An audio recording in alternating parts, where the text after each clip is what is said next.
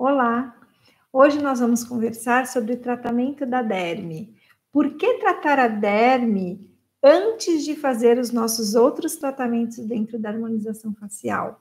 Por que é tão importante a gente preparar essa pele, esse terreno, antes da gente entrar com o restante do nosso tratamento? Então, vamos lá. A gente vai conversar um pouquinho sobre a reestruturação dérmica, né? A gente recebe pacientes no nosso consultório, muitas vezes, que estão com a pele muito envelhecida, né? Pele desidratadas, trincadas, já não tem mais nada de colágeno lá, nada de ácido hialurônico, o fibroblasto está dormindo. Então, a pele, ela tem toda uma organização celular. E aí, essa organização celular, essa pele, né, organizada, ela nos fornece água, ácido hialurônico, colágeno, fibra de conectina, fibras elásticas, tudo organizado dentro de um complexo celular que se perde por fatores ambientais, se perdem com envelhecimento, doenças, né? E aí a gente perde toda essa estrutura celular.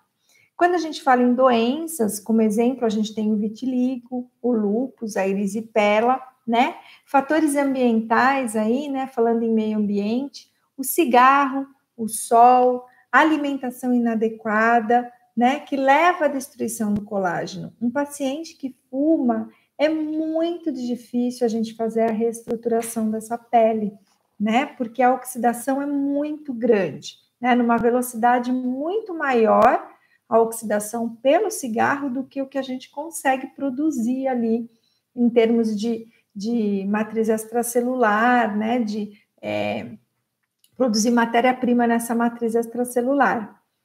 A epiderme, ela é o quê? Ela é para proteção e controle de temperatura. Então, ela serve para nos proteger. Ela sozinha, ela não se alimenta, né? Ela depende de tudo que vem ali da derme, a nutrição toda da epiderme vem da derme. E o colágeno, ele é produzido pelos fibroblastos que estão na derme papilar. Então, a primeira coisa que a gente tem que entender são os hábitos e o processo de envelhecimento do paciente, né?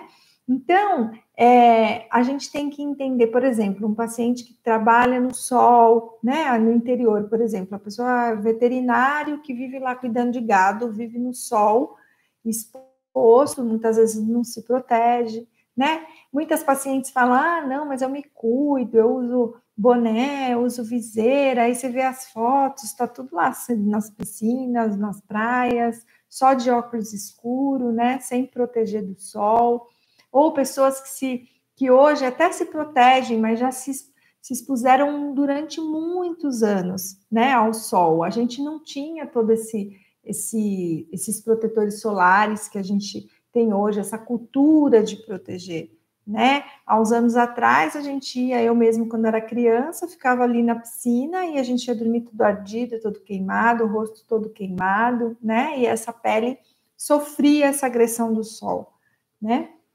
Então, a gente tem que entender que esse envelhecimento também é promovido por fatores ambientais. A gente vai receber pacientes que a idade cronológica da pele não tem nada a ver com a idade biológica da pele. Eu não sei se já aconteceu com vocês, mas já aconteceu comigo, de receber pacientes na faixa etária ali de uns 55 anos e a pele parece que tem 70, né? Então, não bate a idade cronológica com a idade biológica dessa pele. Pacientes com 30 anos que chegam, que já apresentam uma certa flacidez cutânea. A gente pode receber pacientes na faixa aí dos 50 anos, que muitas vezes, como eu falei, a idade cronológica é diferente da biológica, e ele já chega completamente sem colágeno, sem elastina, sem fibras, né? Uma pele ali completamente trincada e flácida, né?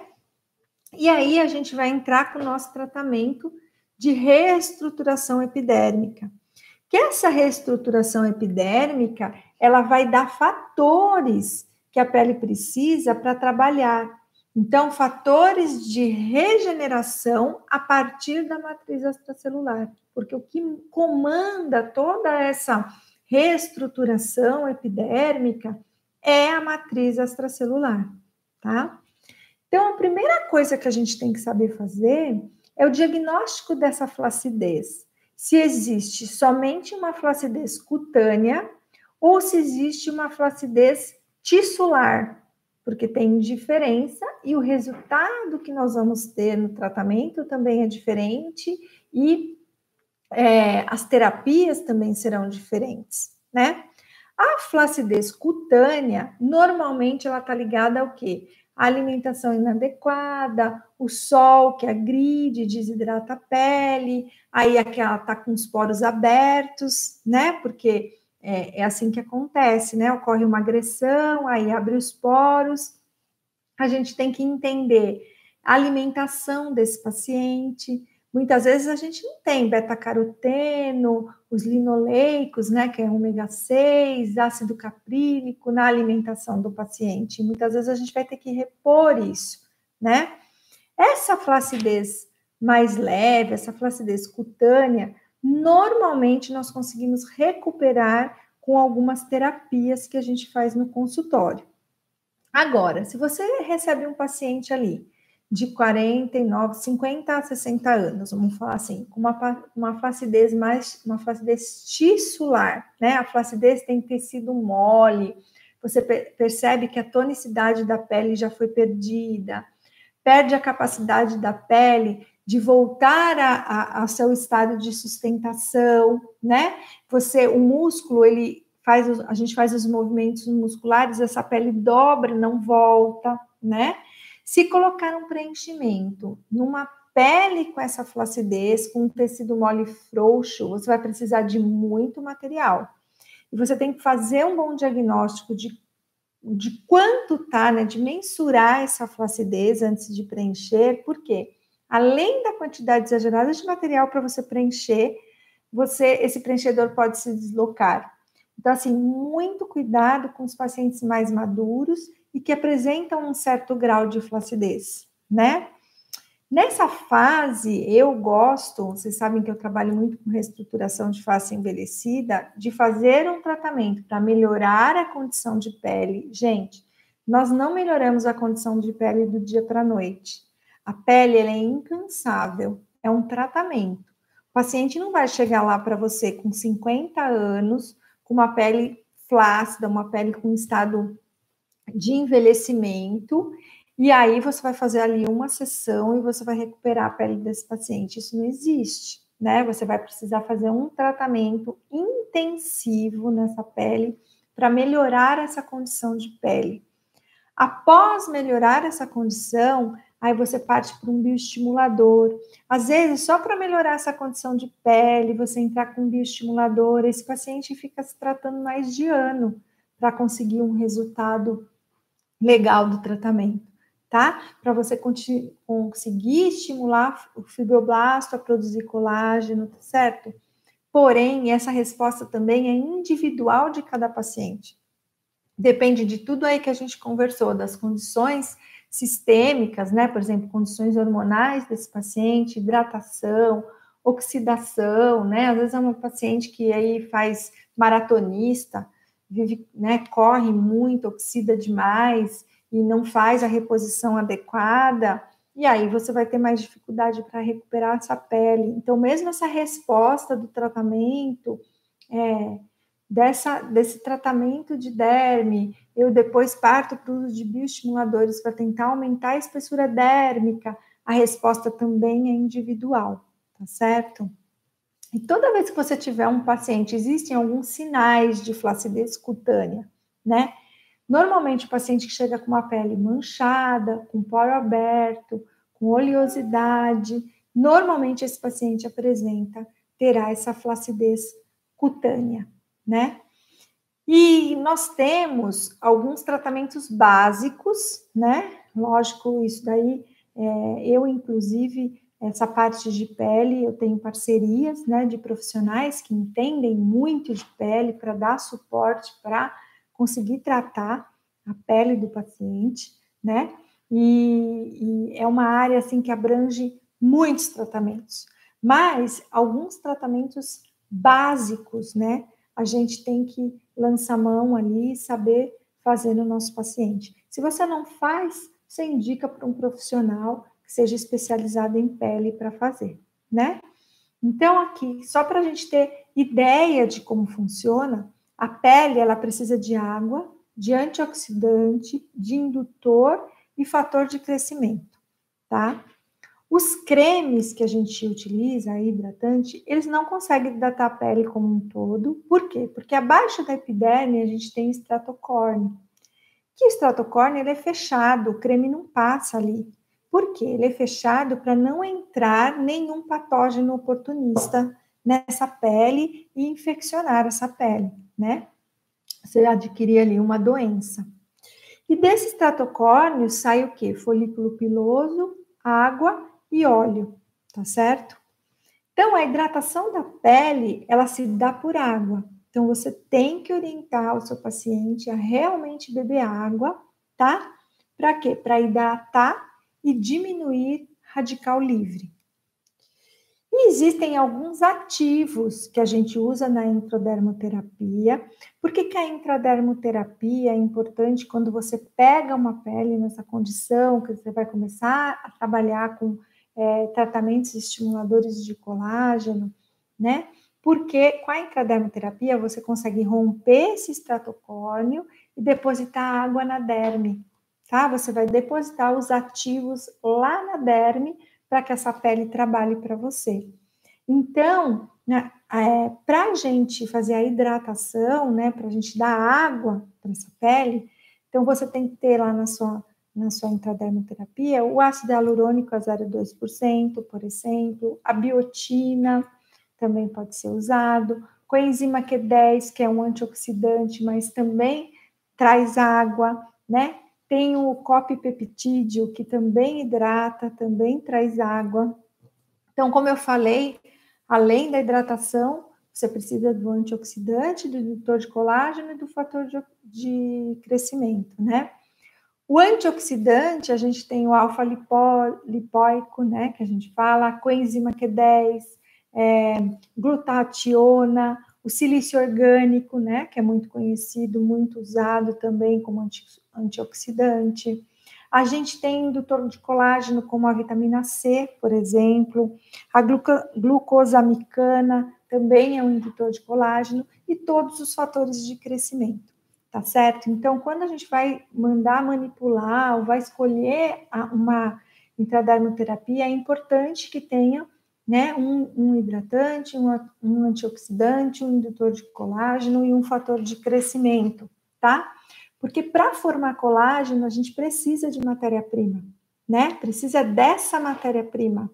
Aí sim a pele vai estar preparada para receber um pile ou qualquer outro procedimento indutor de colágeno, e essa matriz extracelular ela vai ter condição de trabalhar para você e de produzir, né, esse colágeno que você está querendo.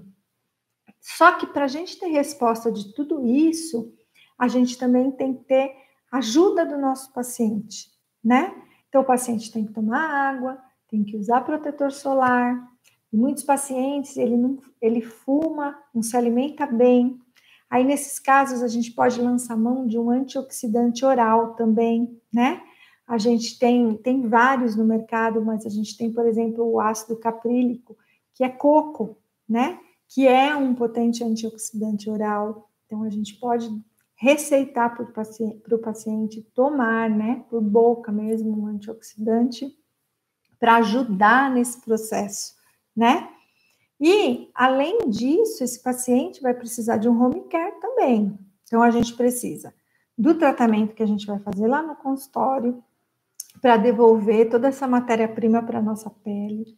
A gente precisa medicar muitas vezes por boca esse paciente com antioxidante, por exemplo, e a gente precisa que ele faça um home care, que no mínimo é um protetor solar, um creme sérum para o dia e um clareador noturno, tá? Para que ele também mantenha esse tratamento em casa.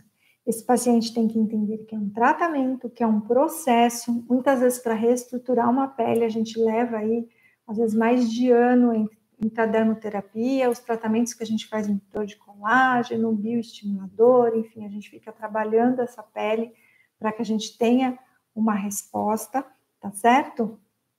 E para finalizar essa conversa com vocês, a gente precisa dar condição para a nossa pele, dar resposta aos nossos tratamentos.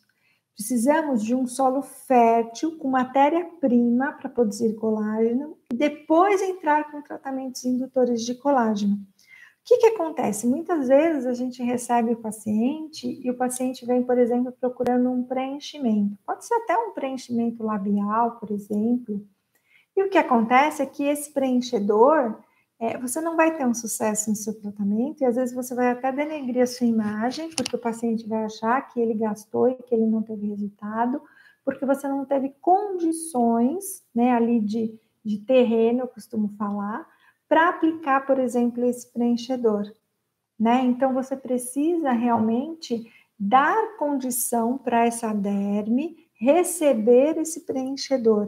Então, às vezes, você vai fazer um preenchimento labial, você precisa tratar a região perioral, que está toda desidratada, senão essa região puxa todo aquele preenchedor que você colocou no lábio, né?